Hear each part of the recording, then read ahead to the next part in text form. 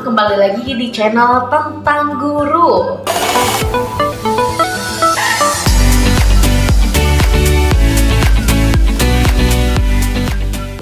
Hari ini kita akan membahas topik yang sangat menarik sekali, yaitu tentang analisis sosial.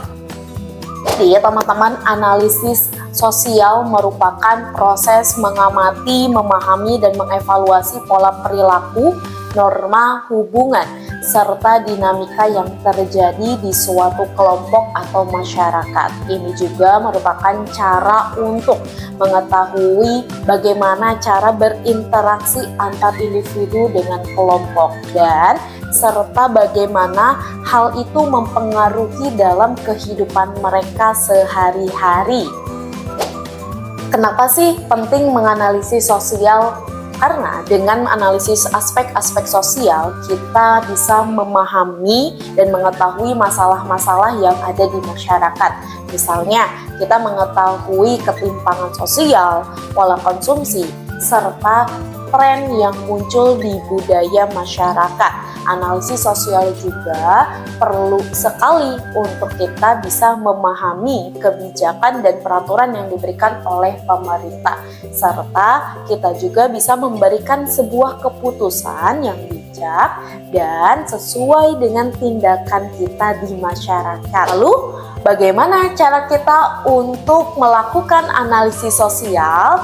Yuk, ikutin langkah-langkahnya. Langkah pertama, mengidentifikasi masalah sosial yang dianalisis. Analisis terlebih dahulu masalah apa yang memang perlu kita analisis. Misalkan, apakah dari segi permasalahan ketimpangan ekonomi, perbedaan gender, atau bahkan dari segi ketimpangan lingkungan. Itu bisa kita analisis terlebih dahulu. Setelah kita analisis, baru kita bisa mengumpulkan data-data dari permasalahan yang terkait. Langkah kedua, mengumpulkan data. Data bisa kita ambil dari berbagai sumber, bisa melalui survei, wawancara, atau pengamatan secara langsung. Hal ini sangat penting sekali dalam mengumpulkan data, karena data perlulah yang akurat dan relevan agar analisis kita itu lebih kuat. Langkah ketiga, menganalisis data dan mencari pola. Setelah data terkumpul, kita langsung menganalisisnya. Apakah ada hubungan antara tren atau pola tertentu yang muncul? Misalnya, apakah ada hubungan antara status ekonomi dan pendidikan? Atau bagaimana perbedaan budaya yang mempengaruhi perilaku sosial dalam suatu kelompok tersebut?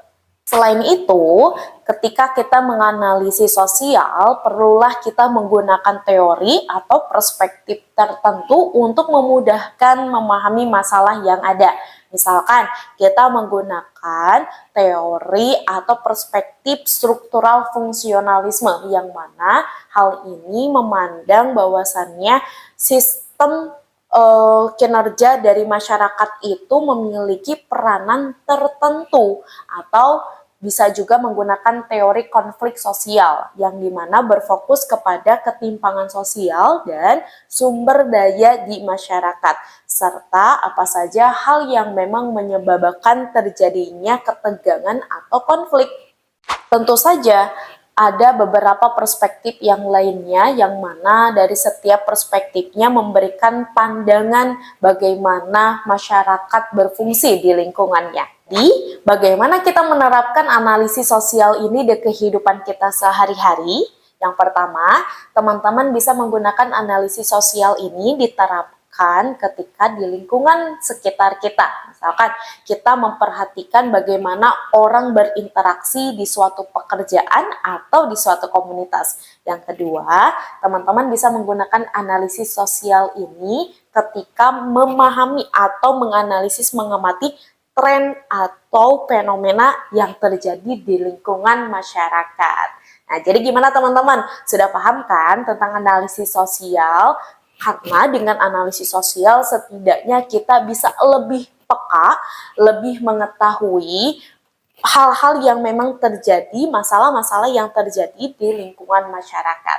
Setidaknya kita bisa membawakan dampak yang positif serta perubahan positif bagi lingkungan kita sekitar. Semoga bermanfaat ya videonya, dan barangkali teman-teman memiliki pengalaman atau pernah mencoba analisis sosial, boleh cerita di kolom komentar ya, dan jangan lupa like, komen, share, dan subscribe ya. Sampai jumpa di video selanjutnya. Bye!